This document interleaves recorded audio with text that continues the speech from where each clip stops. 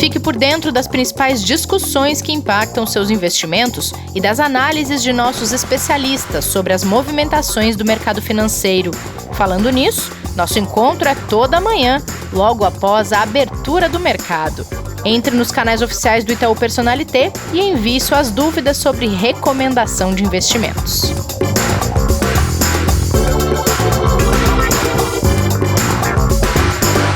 Olá, bem-vindos, bem-vindas ao Investidor em Foco, podcast de investimentos do Itaú Personalité. Hoje é quinta-feira, dia 28 de maio de 2020. Kleber, como foi seu aniversário, seus 40 anos na quarentena, tudo bem? Bom dia, Rê. Me sentindo um pouquinho mais velho, não muito, não, né? Mas como dizem, né, que a vida começa aos 40, vamos ver que vida é essa, né? Acho justo. Por enquanto é uma vida de comemorar o aniversário em casa pelos vídeos e pelos WhatsApp, Skypes da vida, né? Nunca achei que festa virtual ia ser tão legal. Fazer o quê? É o que tem, né? Mas foi bom. Valeu. Não tem. E eu queria agradecer também, viu, Rê, que a gente no YouTube teve algumas pessoas que mandaram os parabéns por lá também nos comentários. Muito obrigado. Valeu, viu, pessoal? Muito legal. Bom, vamos lá então, Kleber. O Brasil perdeu quase 5 milhões de postos de trabalho no último trimestre. Só em abril foram 860 mil vagas fechadas. O IBGE divulgou hoje os dados, mostrando que o desemprego subiu para 12,6% em abril e atinge 12,8 milhões de brasileiros. É um reflexo que a gente vem percebendo e vem acompanhando dos impactos econômicos da pandemia de coronavírus, né? É isso aí, Rê. Sem dúvida um dado ruim, um número ruim, fato, não tem nem o que discutir. Ainda a gente deve ter números que vão mostrar talvez uma situação um pouco pior a partir do momento que a gente começou a aumentar, né, no mês de maio, os isolamentos. Então, muitas empresas precisaram desligar funcionários ao longo do mês de maio, né, porque ainda esperava que tivesse mais tempo para recuperar as condições econômicas. Então, esse número ele já é muito ruim. Mas tem uma coisa aqui que é interessante para a gente avaliar, que é o seguinte. A expectativa do mercado, né, dos analistas, era de que o número tivesse vindo agora de 13,3% no desemprego. 12,6 já foi maior que o último, que era de 12,2. Então ele piorou, sem dúvida, não é bom. Mas pelo menos a gente já começa a ver que a situação está se apresentando um pouco menos pior do que o mercado esperava, do que as pessoas tinham de expectativa. Então, como a gente tem aqui já meio que um legado de tentar ver o que a gente tem de positivo para conseguir fazer uma avaliação melhor de números ruins, esse é o lado, vamos dizer, que a gente pode colocar como não tão negativo, tá?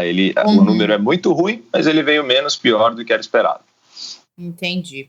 Bom, ainda por aqui, uma informação que ela é boa ou ruim, dependendo do ponto de vista, né? O governo confirmou o veto ao reajuste dos servidores públicos até 2021 e como contrapartida ao socorro a estados e municípios para enfrentarem a crise provocada pela pandemia. Bom para os estados e municípios que vão ter esse auxílio, ruim para o servidor público que vai ter o seu salário congelado até 2021, mas é uma ajuda daqui e outra dali. Sem dúvida, acho que a gente está num momento de trocas, né? E quando a gente fala de trocas, né? A alguns lados, algumas empresas, algumas instituições, algumas pessoas acabam cedendo de um lado ou de outro, né? Nessa disputa, vamos dizer assim, nessa balança de ter que ajudar os estados e municípios, essa contrapartida era importante para que você tivesse um não aumento desse gasto que já vai ser muito grande por parte do governo, né? Eu acho que a avaliação aqui você colocou de uma maneira que, só complementando, e que foi muito boa, assim, não é bom nem ruim, é necessário, né? Exato. A gente não está aqui para fazer o julgamento de valor daquilo que foi feito do ponto de vista se ele é melhor ou pior para um ou para outro. Ele se fez necessário. Acho que essa que é a forma da gente olhar e da forma da gente avaliar.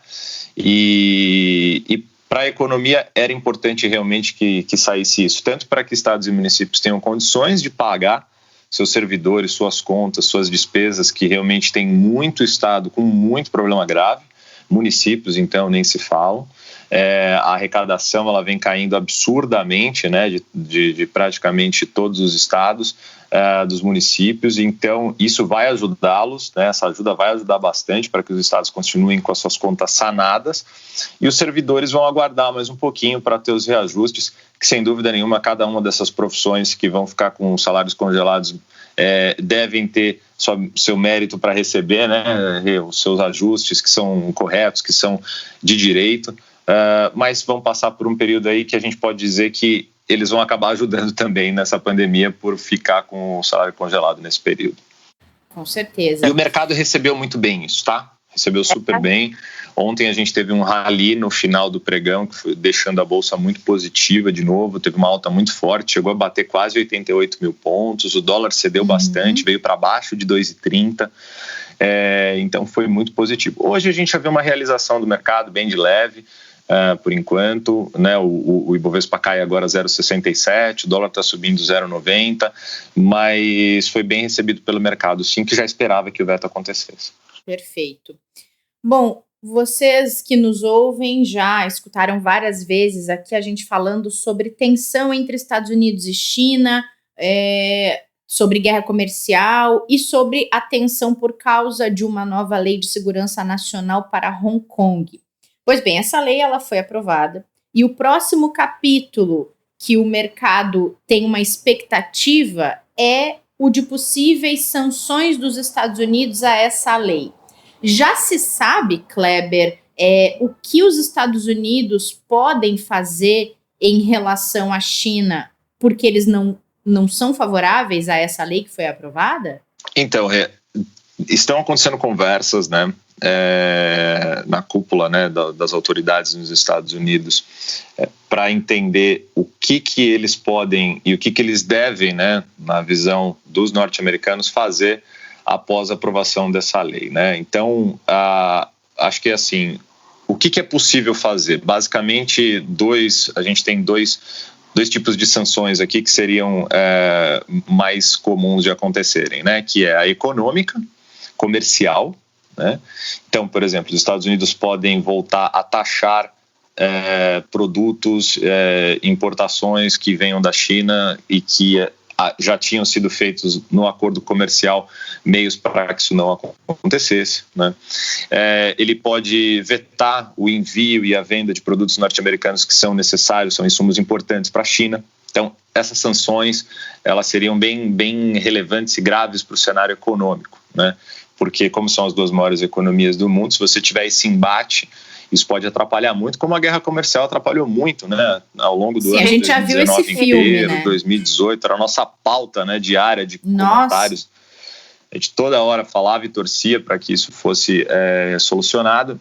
Isso pode voltar. Esse é o grande perigo que a gente tem aqui em relação a uma sanção um pouco mais grave comercial. O outro lado, que daí a gente pode voltar aqui para falar um pouco mais, que seria talvez um pouco mais difícil, até porque foge um pouquinho do nosso âmbito aqui, mas que pode acontecer, são sanções diplomáticas, né? Entre as relações de China, Estados Unidos, Hong Kong, uma relação diplomática pode ter um ruído mais forte aqui, pode ser uma coisa um pouco mais complicada de se costurar, mas ainda tem muito a se apresentar por parte dos Estados Unidos do que realmente vai ser feito e se eles vão fazer algum tipo de sanção por essa nota. A China está tentando colocar isso como algo que não vai ser grave e que não vai tirar a soberania econômica e de gestão de Hong Kong, né? Que a autonomia deles vai continuar a mesma. Vamos ver como que isso vai desenrolar, talvez a gente nem tenha essas sanções, né? A gente torce para que não. Por enquanto, isso provoca tensão nas bolsas pelo mundo afora, né? Provoca, impacta muito, porque a gente já tem uma situação bastante difícil, que é que a gente fala todos os dias aqui dos impactos econômicos da pandemia, né? E aí você tem um problema muito sério também, que será se a gente tiver realmente problemas comerciais entre China e Estados Unidos de novo. ao mesmo tempo de uma crise gravíssima que a gente já passa, né? Então, por isso que gera tanta tensão, gera muita preocupação. Tipo, eu já tenho muito problema, eu não preciso de mais um mercado pensando, né? Tipo, não me traz mais esse problema. Não precisa de outro, né? Exatamente. Ainda falando em Estados Unidos, os pedidos de seguro-desemprego somaram um pouco mais de 2 milhões na semana passada, ou seja, estão diminuindo, e essa diminuição é o que a gente aqui no Brasil espera ver num futuro breve, né, Kleber? Já é um sinal da recuperação econômica que tem sido feita de forma gradual nos Estados Unidos. É um número muito ruim ainda, sem dúvida, né? 2 milhões e 100 de pedidos, 2,12 milhões de pedidos de seguro-desemprego nessa semana. Já se soma aí mais, desde março, 40 milhões de pedidos de seguro-desemprego. Então, sem dúvida, é um número ainda muito ruim, mas vem em linha com o que era esperado já pelo mercado. E agora a expectativa é, bom, tudo bem, como que vamos lidar com a situação daqui em diante, né? Para ver se esses números começam a melhorar a partir do momento que as atividades voltam a reabrir nos Estados Unidos. O mercado norte-americano hoje abriu em leve queda por enquanto, S&P 500 caindo 0,11, Dow Jones caindo 0,17.